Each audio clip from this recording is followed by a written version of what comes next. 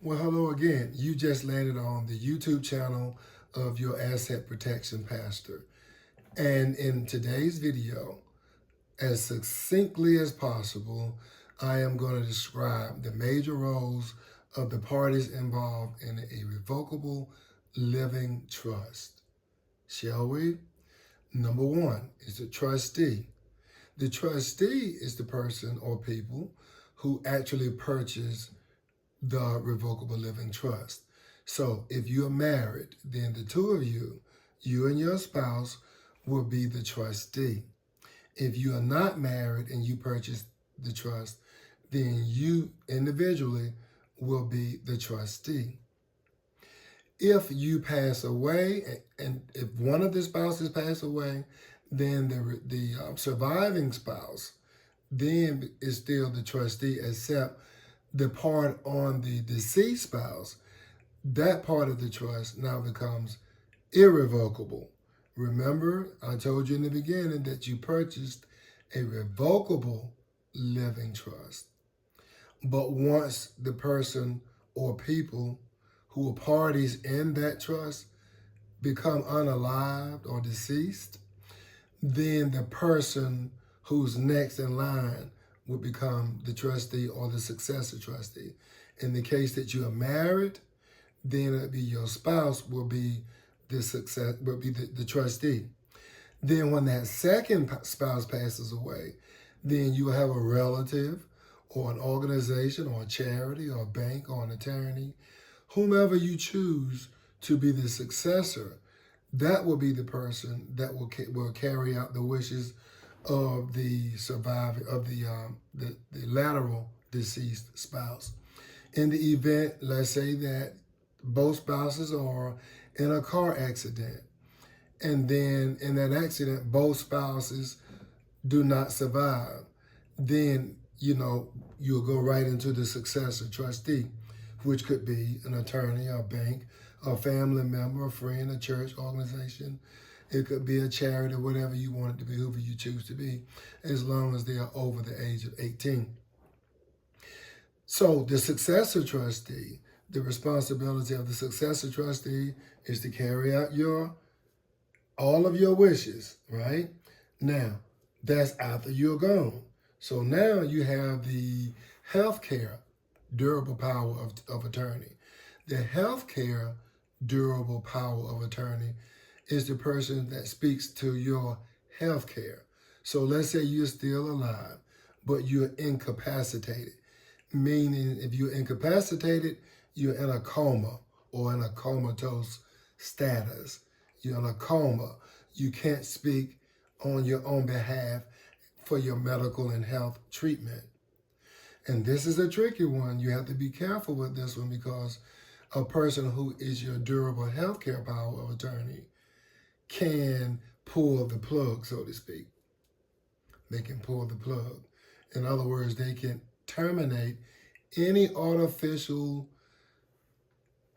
treatment that will keep you alive, any attempts to keep you alive.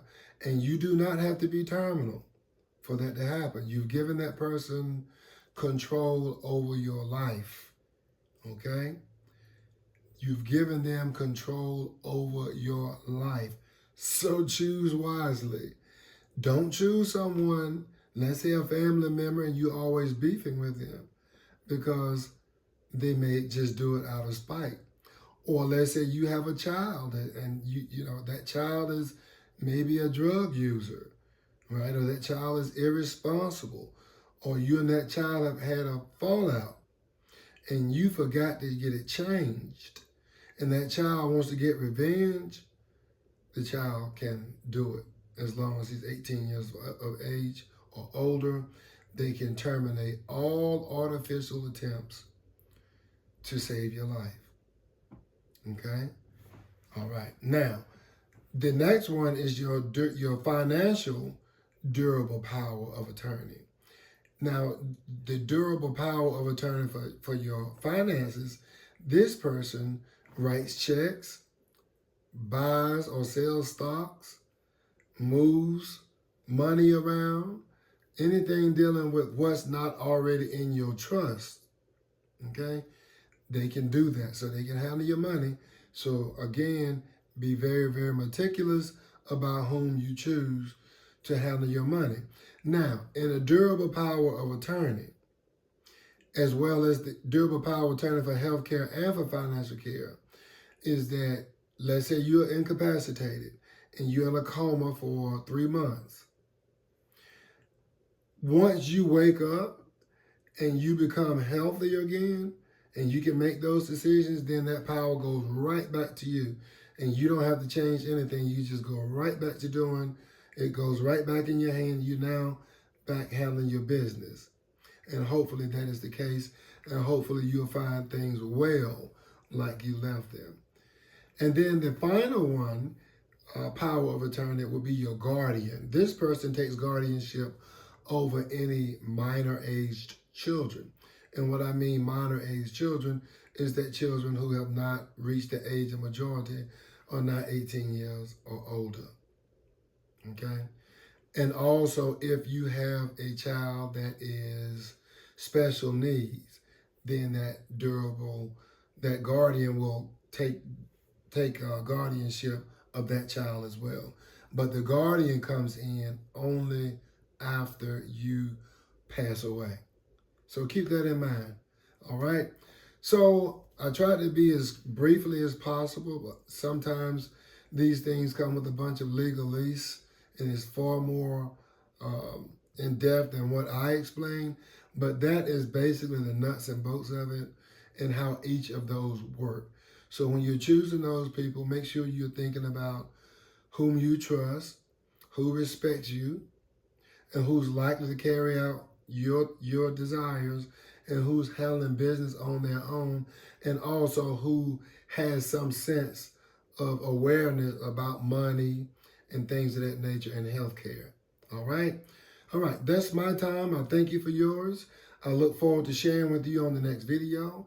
If you like this video, give me a thumbs up and feel free to share it with anyone that you think may benefit from this. Again, take the value from this and use it. I look forward to sharing with you soon. Meanwhile, take care of yourself and each other. Bye for now.